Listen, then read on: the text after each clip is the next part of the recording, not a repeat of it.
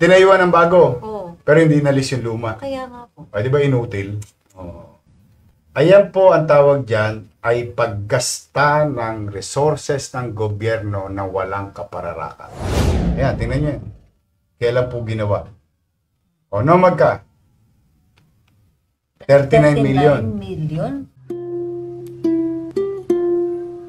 Moka, maiba naman tayo. Puro ospital. Pero nag-viral. Oo nga po. Pakita mo nga itong post na ito. Ito, gusto ko to eh. O, alam mo naman tayo, sabi dito, yung poste ng Pang street sign po, ano? street Ng bawat sign. Sana ba? Pakita mo naman. Pakita mo naman. Ayan. Ayan. Sabi ni Tayo ang Liwanag, may mga komita. Ay, hindi natin alam. Ayoko, katulad sabi sa inyo, ayoko mag-aakusa. Pero, alam mo, Moka, mali nga naman yan. Dalawa? Ayan ang tawag ko dyan, Moka. At sa ating mga kababayan, ayan po ang tawag dyan ay paggasta ng resources ng gobyerno na walang kapararakan.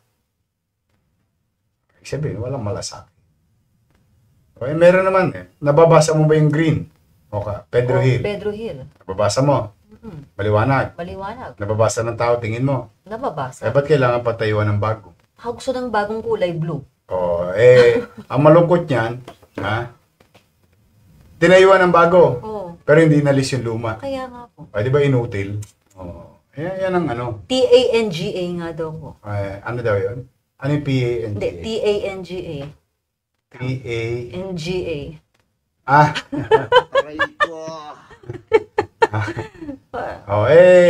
Para naman sabi nga ni Tayo ang Liwanag. Para may kilala akong grupong ganyan Tayo lang ang liwanag. Sila lang ang liwanag. Pero ito, just for the sake of our people. At maroy naman tayo, nagkukwentas klaras. Yan po, hindi po natin yan ginawa. Ayoko po magturo pero just for the sake of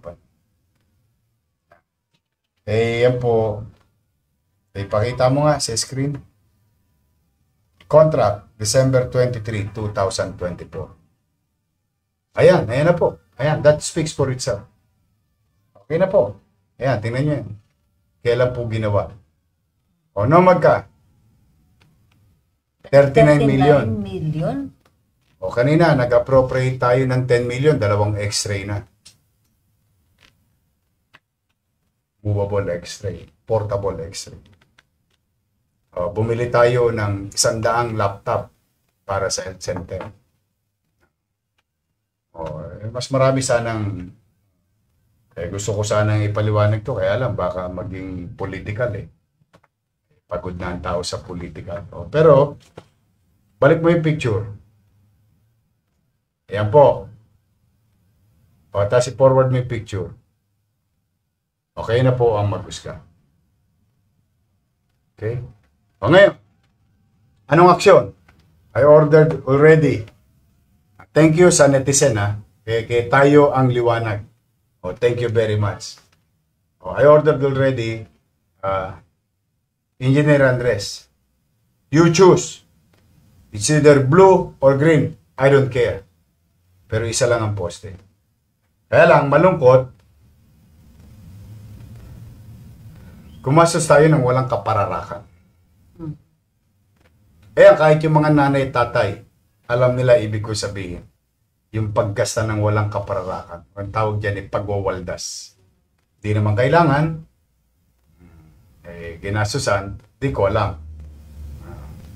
Pero yan po yung panahon. Ayoko na lang po elaborate. Kayo na po ang umusga. Mga kababayan. District 1 to 6. Reflectorized street name signage. 39 million 900. Ayan po ang sagot. Balik mo ulit doon sa una. Kaya Tayo ang Liwanag. Ayan. Ayan po sinabi ni Tayo ang Liwanag. Balik mo dito kung kailan ginawa. Ayan po. Thank you very much po sa ating mga netizen. Huwag po kayong mag-alala. Pag bubuti po kami. Sisinupin ko po ang lahat ng ating mga resources na maging mainam itong gastahin sa tamang at kapakinabangan ng mamamayan. Pipilitin po natin na huwag gumasta ng walang kapararakan. Nandiyan na po yan. At tayong magagawa. To correct the wrong, hindi naman pwedeng dalawang signage. That's why I ordered Mocha na tanggalin yung isa.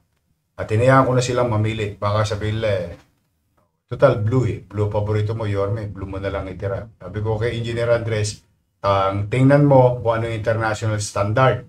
Kasi pag mga, anong tawag dyan, direction, I think it's blue. Kapag street name, I think it's green.